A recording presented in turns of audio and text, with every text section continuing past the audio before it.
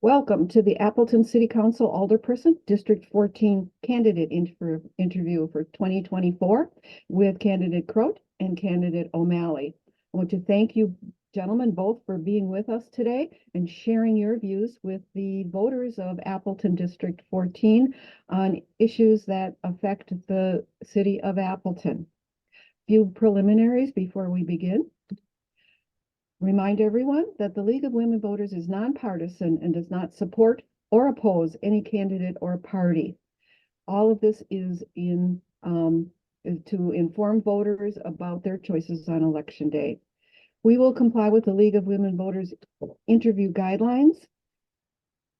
Point out that there is a timer on the top of the PowerPoint screen and an audible indicator when the time limit is up.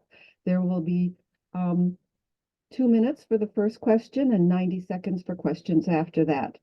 These questions have been compiled from League members and the public at various points in time, and we will start with the person who is listed first on the ballot, and then we're going to alternate who we ask questions to. Each candidate will have an opportunity to answer first and last. So let's get started. Please introduce yourself and explain why you are running for the City of Appleton Alderperson, and you will have 2 minutes to respond. Candidate Croat. Thank you very much for this opportunity and for the League's involvement in local government. Having been serving on the City Council for a number of years, I know the League gets involved in local government and does a really nice job of providing information for the voters of Appleton. So thank you to the League. Also want to say hello to my opponent, Mr. O'Malley. We have not formally met. I do want to thank him for his interest in getting involved in local government. We need more people to be involved in local government. I'll get right into my background. Christopher Croat on the ballot. Have lived in Appleton almost my entire life. And I've lived in District 14 for nearly 29 years in the home that we're in today. I'm running for re-election to the City Council for a variety of reasons, but for a lot of the reasons that I ran back in 2008 to represent this district in an open, honest, professional, ethical manner where I take all viewpoints and opinions into consideration when I make the important votes at City Hall.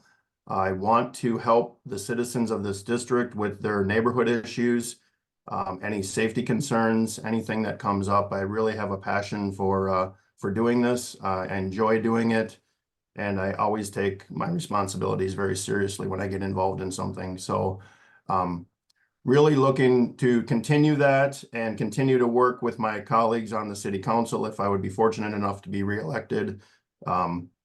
And work on the issues that Appleton faces as we go forward. Thank you. Candidate O'Malley. Yes. First, I want to thank the League for this opportunity and to thank them for giving information to voters. I think that's one of the most important things we can do during the election cycle. So I just want to give that thanks. A little bit about me. I grew up in a small town outside of Fond du Lac, a rural town, 1,000 people. I went to school at University of Wisconsin, Oshkosh, where I got a degree in geography and geographic information systems. Worked for a few years in the private and public sector with utilities and assessments. After that, I decided I really wanted to kind of advanced my career, and I went to law school at the University of Maine, and I got my law degree there, and I'm currently practicing as a partner at Zackrell, O'Malley and Endion, practicing a multitude of different things. I have 2 kids that are 3 and 2, and a wife here that we recently moved to Appleton in 2021 after I graduated from law school and really dug our roots into this community. Part of the reason I'm running is I want to give back to this community that has welcomed me and my family. I think that it's important to be involved in using what I've learned and what I've gained from the community that's helped me to help advance the community that I'm currently in. I think it's important outside of that. I think everybody has that passion if they're in local government, but I think really to be transparent and open and available to the district I plan on, allowing contact with me, having an open form of contact, whether that be an email or a monthly update of what's going on in the city, because I think it's really important to inform this district as well as the city of Appleton what is happening. Thank you. Question 2. The new library is moving forward. What are your thoughts on the progress, planning, timeline, and procedures regarding the library? Candidate O'Malley. Yeah, I would just want to thank the work of everybody that's been involved with the library. I know this has been a long time coming. I'm new to the city of Appleton, but I'm excited for it. I have young kids. I think it's a great community asset to have. Obviously, there's road bumps in something of this magnitude. I think the board has done a good job in working through that. I know people have voiced concerns about relocation efforts and things like that. I think that everybody that involved is doing the best that they can with what they have. It is a big project. The timeline has started. It obviously hasn't finished, and I hope to, as city council member, be a part of making sure that everything's followed, getting things done on time, getting things done on budget. I think that's important, and making sure that the vision of the library really comes to life with everybody that's involved. That includes members of the community, the planning groups that have been a part of the development and design of the library, as well as all the people who have donated to help make this come true. Okay, thank you. Candidate Croat. Thank you. I would echo a lot of the thoughts of Mr. O'Malley on the library. I'm excited that we are where we're at today. It's been a long journey for those involved with the library to get to this point, and it's really an exciting time. I've been involved with the past potential projects with the library, even on the Bluff site, that concept, and input from the citizens has been has varied from don't do it to all in, do whatever we need to do to get it done. So I've always considered the input of the citizens as we look at the expense related to building a new library or renovating the existing library, which is what's currently underway. But the library is an important part of our community, and I'm very supportive of that, having served on the council during the process and also served on the library board for a period of time. I know the people that are involved with that are very passionate about what they do, and this is an important part of our community going forward. So I'm really glad that we're getting it done finally. I know there's some concerns about the cost and the budget. We will always take that into account and listen to those concerns and make informed and educated decisions on expenses. Thank you. What are your thoughts on the current sustainability projects in Appleton? What else should the city be doing to transition to clean energy sources and reduce waste going to landfills? And we will start with Candidate Croat. Another great question. Thanks for asking this. I do care about our environment and what the city of Appleton is doing in regards to sustainability. I think a lot of times it comes down to cost benefit as far as going with solar projects or more efficient energy options. I think the city has done a nice job of looking at all of that over the years. I think we need to continue to look at it, and I know the director of facilities and parks is considering all of that as he looks at city projects. I think we could be doing more. As far as recycling and waste to the landfill, that's more of a county function, but there's city involvement, right? Because the residents have the containers, and they're getting picked up weekly or bi-weekly, and we all need to do more to reduce the amount of things that are going into the landfill and extend the life of the landfill, and also renew, reuse, and recycle more materials. I know we're doing it at home here. We're recycling more than we ever have, but everybody, including the city, can do more. It's an important thing for the long-term viability of our city and our country. Thank you. And Candidate O'Malley. Yes, I think this is a very important question as well. I think there's a lot more that the city can do. I think that we can kind of be a leader in the area on this issue. The city has a large budget. There's a lot of things that could improve sustainability within the city. the city can also use ordinances or some kind of insight to help local businesses on what they could be doing to improve. I think education is a big thing that is lacking currently about just letting people know what's available and what could be done. I think, a lot of people say a local government couldn't have a big impact. I would disagree. If every local government was taking this issue seriously and really seeing what the best way to address it would be, I think that we could make big impacts on this. I also think that there's a lot of new funding coming in from federal government grants and things like that with the infrastructure projects that the city might be able to look into some grant funding on things like renewable energy or improving existing facilities through HVAC repairs and things like that, that will increase the energy efficiency of those places. And the city does have a lot of facilities that could have some improvement, and there could be some cost-effective measures that could be taken. Thank you.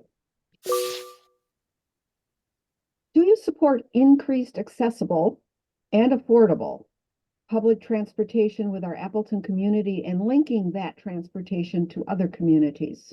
And we will start with candidate O'Malley.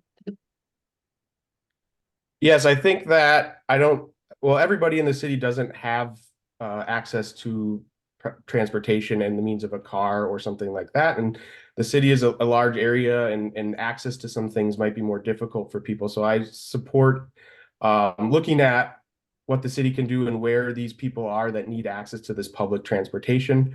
I know that there's been talks about maybe linking that with some type of connection to the airport, the Appleton airport is expanding quite rapidly, and I think there's more use. And I think if we can get the city to have more access to that, I think that improves things.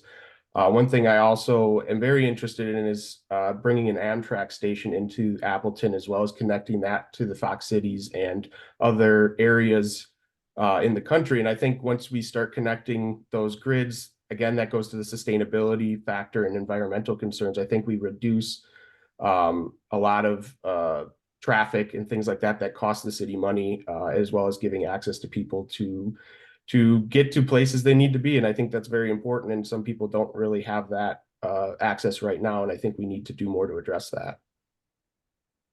Thank you. And candidate Croat. Thank you. Another good question. The answer to the question for me is yes, I do support increased accessible and affordable public transportation. We already do that with our Valley Transit system. It reaches out to other communities. It tries to reach the most needed areas. Mr. O'Malley brings up a good point about the airport. Our airport is growing exponentially in a good way.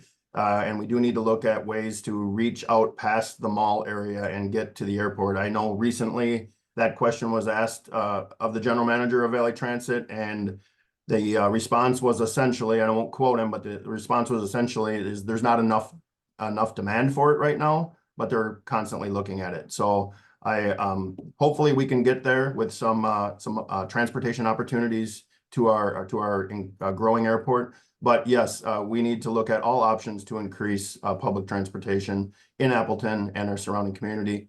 I'm also, supportive of, rail or Amtrak service to Appleton. I know our mayor's been involved in some conversations about that. What that looks like longer term, we don't know.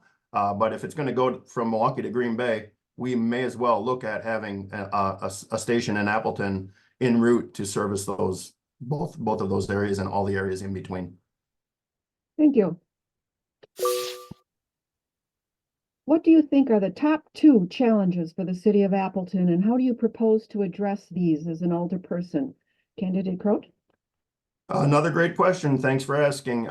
It's hard to narrow it to top 2 because things come up from time to time. But I think right now some of the biggest ones are public safety and infrastructure. We really need to look at our public safety needs and explore what that looks like short term and long term. And I know through conversations with our mayor, this is something that he's looking at as well, whether that be policing or fire protection service, and including a first responder type service. As far as infrastructure goes, I think we never do enough it seems we fall behind every year. We need to be doing more. And that the restraints there are mainly budget related. And, that's a process that every older person will get involved with every fall, September, October, November, essentially, but mainly all year. To address those needs as they come up. I often hear from people that we need more streets repaired and replaced. So I would say those are the two top issues, but there are other challenges that we face, including providing services and keeping taxes low. And we will go to candidate O'Malley. Yeah, I would agree that the two major ones that affect the budget, which is one of the biggest things the city council is dealing with, would be public safety and infrastructure. I'm an attorney. I practice criminal defense, so I'm seeing what needs criminal defendants are facing and why there might be increased crime in certain areas. And a lot of that, there's underlying things that aren't being addressed right now, which I think we can address through some public safety measures. That includes access to mental health and access to, a lot of people living in poverty and things that they turn to crime to try to supplement certain things, addictions, things like that. And I think the city could do a better job at addressing some underlying things to help improve public safety. As to infrastructure, this is kind of a turning point, I think, for the city. There's a lot of state funding coming in with the new bills that passed with state funding to governments. A lot of that has to be spent on public safety and infrastructure due to the restraints that were given. And I think looking at the best way to do that, looking at long-term approaches, not quick fixes, because those are going to save the city in the long run. I think just putting a Band-Aid on something is going to be harmful in the long run for the city. So really looking to what we can do and moving towards sustainability and things like that can be long lasting. Thank you. What factors do you believe the city should consider in balancing public health and individual choice during a public health crisis? And what would your priorities be and why? And we'll start with candidate O'Malley. Yeah, I think the biggest thing is that we need to look at the city and hear the residents, but we also need to look out for everybody. I think there's an individual choice, and I'm assuming this is kind of coming down to mass mandates and things like that.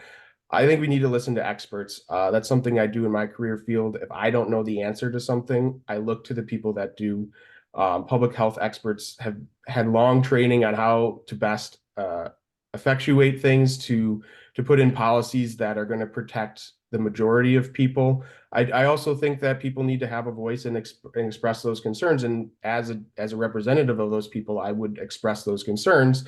And we need to weigh the options and look what is best for the community as a whole, while listening to individual citizens' concerns and see. And again, addressing that with experts, I think is the smart approach. You can't just, have a blanket approach, one size fits all. We need to, really have those conversations and bring the community into being a piece of that conversation. Thank you. And candidate Trout. Thank you. I share a lot of the thoughts of Mr. O'Malley on this. I think the city plays a role in public health. Obviously, we have a health department, and I take their information and recommendations as as a very good and serious thing. But what I've heard from people through the whole COVID pandemic was a lot about wanting individual choice, and how that it's the rights of us to choose how we want to do things. But I also think it's important. There's as it says on your slide, finding a balance between the public health and whether it be a mandate or a recommendation from the CDC or the city or the county, and then finding that balance with individual choice. I lean more towards individual choice than a mandate. I personally think that we should be able to choose based on the information that we're getting from whatever experts or studies that we're looking at. But I think there's definitely a way to find a balance here. And the city does play a role in that, as does our Outagamie County Health Department. Thank you. There have been several high-profile violent crimes in the downtown area over the few months, and I think you've alluded to these in responses to a previous question. So what solutions do you propose for addressing the public safety concerns in the city? And we will start with candidate Crote. Thank you. Really timely and important question, because we have had some violent crimes in our area, in our city, not just downtown. I know city staff, the police department, the mayor are looking at options. I would say I want to review all those options. They've come before committees this past week, and they'll be before committees in the near future for votes in regards to addressing some things. I will tell you, we're hearing from the citizens of Appleton that they don't agree with some of the proposals. One being limiting of the hours of food trucks downtown.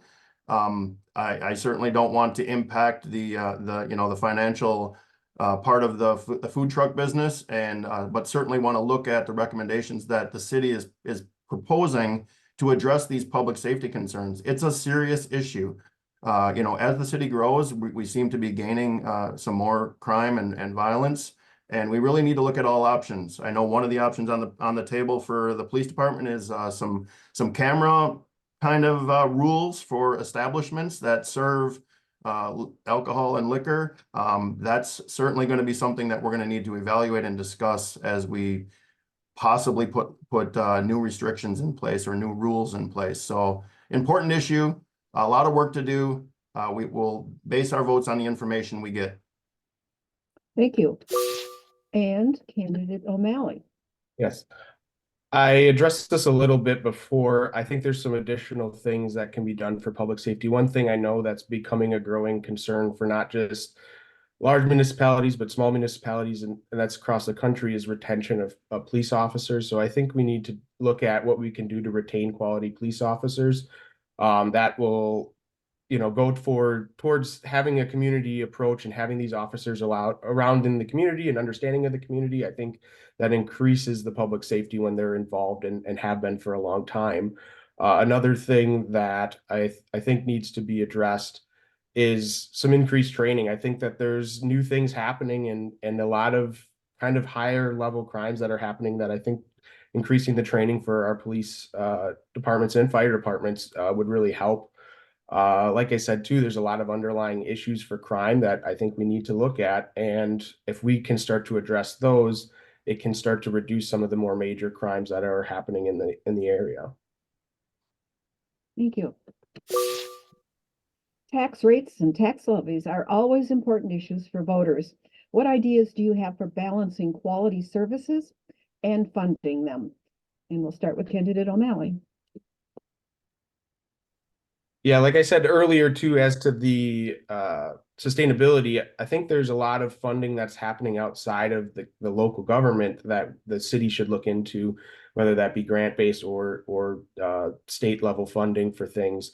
We did just receive a $1.9 million increase from state funding. I think that we need to look at where that's going to. And that's going to we're going to continue to receive that. So I think that it's an important time to look at the budget and what we're balancing and making sure that, again, like I said before, we're not putting Band-Aids on big problems. I think we need to look at the long-term approach. What are we going to look at 5 to 10 years down the road with road repairs? What kind of HVAC systems are in our facilities or other big expenditures that, while we have this increase in funding, we might want to look towards doing that before it is a big explosion. And now we have, 5 or 10 of these things to replace all at once, and we're going to have to raise taxes to do that. I don't want to do that. I want to look towards the future in addressing these things and funding these things so that it's not all at once. Thank you. And candidate Crote. Thank you. This is one of the most important issues for many voters, is their annual tax bill and the services that the city provides. This past year was a great example of what I'll call a challenging year. The city did a reevaluation, which for many people resulted in a higher than normal property tax increase. So there was a lot of questions around that, and the city did a nice job of providing information on that. Alderpersons were also asked to do their best to explain what was happening, why it was happening. Some of the things that the city does in regards to this are state statute driven, so they have to occur every so many years. In this case, the state requires the city to look at their valuation levels and adjust them accordingly.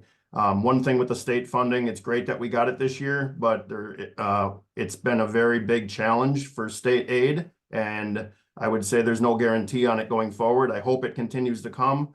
I hope the state can continue to see that municipalities have struggled to continue to provide the services that citizens expect.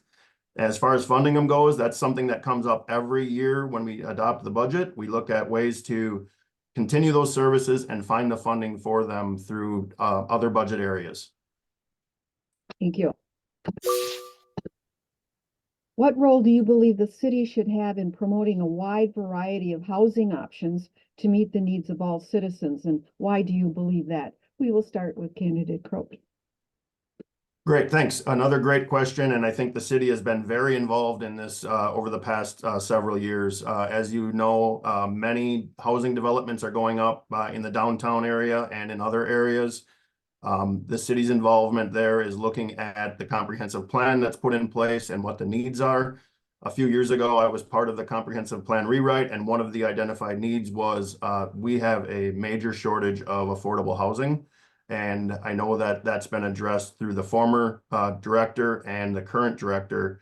That's one of the things that they do every day, every week, is look at the needs of our community and work with developers on those projects. So it's an important thing. We need to have affordable housing options for our citizens and for people moving to Appleton, whether they're taking a new job at one of our major employers and they're looking for housing and are looking to raise a family in Appleton.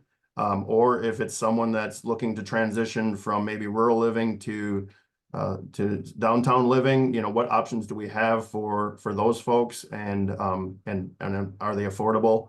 I think we need to find a balance of all levels of housing, affordable, moderate, higher end, and I think we have a lot of that going on in Appleton right now.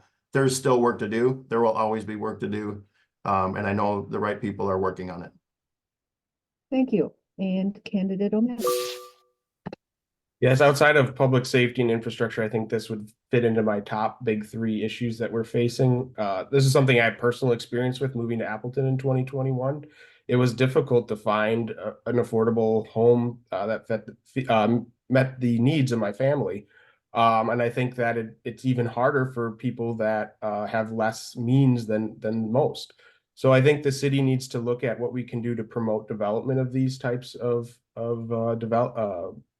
multi-use housing, things like that, for low income or lower income individuals, affordable housing, even just for families that are planning to move here, expand their family. I know that there's a block grant for improvement to homes. I would like to see that expanded to help with improvements to multi-family homes so that we can improve kind of the overall look of the community, as well as improving access to these types of homes for people. A lot of it it might not be big developers. It might be some smaller local people who want to offer these types of things. I don't want to get to a place where it's too late, where we're begging developers to address this issue. I think we need to be proactive in it. And that's something that I really want to help address if I was on city council. Thank you. Should the city continue to own and operate downtown parking facilities, or should these be privatized? Why do you believe that? We'll start with candidate O'Malley. This is a pretty easy answer for me. I think the city needs to own these parking ramps and facilities. I've seen, when I went to law school out in Maine, a lot of the city structures of where the law school was were sold to private companies. Normal street parking was 50 cents to $1 an hour for these private companies. It goes up to $4 or $5, $6 an hour, and it just doesn't make the downtown area accessible to many people. I think of the farmers market that's going downtown, and a lot of people from outside of the downtown area traveling in there and needing a place to park. And are they going to really want to pay $10 to park for an hour and a half in downtown? I don't think so. So I think we need to look at keeping these owned by the city. It's part of our public portfolio. There's funds coming in, and we really just need to make sure that those funds address the maintenance needs of the parking ramps. If it causes an increase in the parking fees, I think that's something that needs to be looked at, but it won't increase it to the level that a privatization would.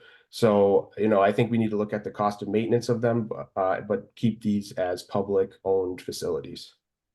Thank you. And candidate Crowe. Great question. I lean towards the city should continue to own these, but the real answer is I don't know, because we recently took this up and there was a resolution to look at using some money to do a study to find out what what the needs are and what a privatization model might look like if it would be recommended. I think we need more information. I really do. I hope that the recommendation that would come back from a professional study would be that the city does a great job of managing these. But let's face it, there is a major expense with maintaining and building new parking structures. And the revenues from those from the patrons of those ramps needs to cover those expenses, and sometimes it doesn't. I'm not a big fan of privatized parking, having traveled to large cities where it's going on. I kind of see why Appleton wouldn't want to go down that path, but I think we need more information. We really need to look at what does that look like? Is the city in a good place to continue to own these and maintain these? But again, I think we need more information before making a long-term decision on it. Thank you. In your opinion, what is the status of Appleton as an open and welcoming community that is attractive to a diverse population, color, creed, sexual orientation, immigration status? What does Appleton do well, and where can we improve? And we'll start with candidate Crote.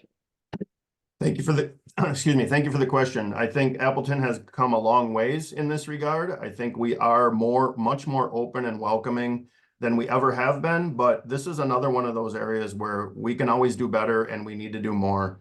It needs to be one of those things that we constantly think about when we make decisions for our city and what we're doing to attract a diverse population. Whether it be people coming to work for our employers here in town, or like I said earlier, moving here to raise a family. We need to be open and welcoming, and we need to continue to work on ways to make Appleton even better than it is today. Like I said, we've come a long ways, but we have work to do. And I think everyone keeps that in mind when we make important decisions that impact current residents and future residents. Thank you. And candidate O'Malley. Yeah, I would agree with a lot of what candidate Crowe had said. I think that there's always room for improvement on these things. We are becoming a more diverse community, and I think that as we increase diversity, I think there's a lot of misinformation given to people about certain things, or that spread about things. And I think we need to, take an educational approach, and we need to celebrate the differences, celebrate culture, celebrate just what people bring to the community. And I think with that, we also need to take an approach as city council and as through the city of, an anti-discrimination policies, at least in as much as the city can do through its own policies in hiring and retention of workers, but also kind of take a stand as to that this isn't a place where discrimination is accepted. I know that there's been some issues at Lawrence University with some students who have said that they felt not welcomed here. And I think when we're inviting people, especially students and young people, to our community, we need to make sure that they feel they're safe and that they're protected, and that their viewpoints and their backgrounds are something that's celebrated in the city. Thank you. And last but not least, why should Appleton District 14 voters choose you to serve on the city council? And we will start with Mr. Candidate O'Malley. So this is a somewhat loaded question, I guess. I think that I bring a younger focus to the community. I'm a younger, family-oriented professional. I think that that's important to have that voice in that vision on the community, because I'm looking, not just at the next 5-10 years, I'm looking at the next 20 to 40 years being a part of this community. So I think, my dedication, is long term and seeing what we can do to improve the city, not just for the next decade, but for future generations. I also think that through my work as an attorney, I have to negotiate difficult situations with people that tend to not agree on things. And I think that's something that can be very useful in the city council. We all have a common goal to improve the city, and what can we do to get there? I think using some of the skills that I have and have used in my practice, I think that I could be a helping hand in seeing the city's future improved, as well as looking out for the individual residents in District 14, and having someone that's there to be contacted, someone who's going to show up to every meeting, every committee that he's on, and give that voice to not only the city, but also District 14. Thank you. And Candidate Croat. Thank you again for this opportunity to provide our positions on things and our thoughts. I would say that for me, experience does matter in this role. Knowing how things work, knowing who to contact for an issue, having relationships with both staff and other council members. Having lived in Appleton nearly my entire life and living in District 14 for nearly 30 years, I think my dedication shows, and I don't have any plans to leave Appleton. And I would say, just I would hope my track record would show that I take my responsibility seriously. I keep an open mind. People often ask me before we vote, how are you going to vote? And I often say, I don't know yet. I'm still taking input, and I'm still looking at the data and the information that has been provided. So I think just keeping an open mind and keeping the main goal is representing the citizens of this great district and listening to all voices and taking every opinion into account when we make the important votes at City Hall. The budget is probably the #1 thing we take up, and I take that responsibility very seriously and have a lot of experience with dealing with the budget process. Thank you. So thank you very much to both of the candidates. I found your comments very interesting and very informative, and I am sure it will help the voters decide when they go to the election, which is on April 2nd. Look at the City of Appleton website to find out when early voting starts, or request an absentee ballot if April 2nd means that you're someplace warm or someplace else, or you're busy. So also remind folks to go to myvote.wi.gov. You can make sure you're registered, you can request that absentee ballot, and you can see what else is on your ballot. Vote 411. I will encourage you to go there as well, because there might well be other candidates and races that we don't have a forum on, but you can find out what their stance is on issues by going to vote 411.